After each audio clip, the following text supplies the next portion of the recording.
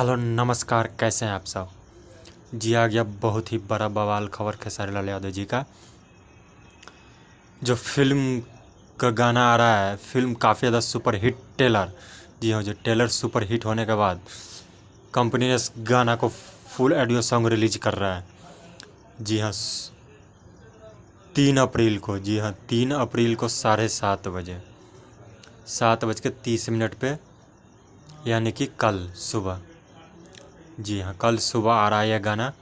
कमरिया से सरिया छूटल, कमरिया से सरिया छूटल, इस गाने में खेसारी लाल यादव और काजल अगवानी दिखाएंगे आपको।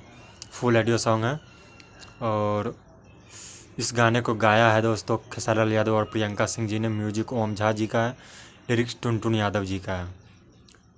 तो कमाल का सॉन्ग है ये।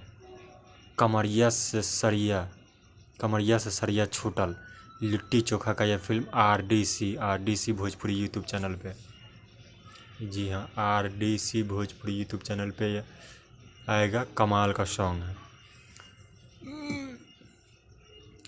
वीडियो अच्छा लगे तो आप लोग लाइक कमेंट सब्सक्राइब जरूर कीजिएगा। Thank you.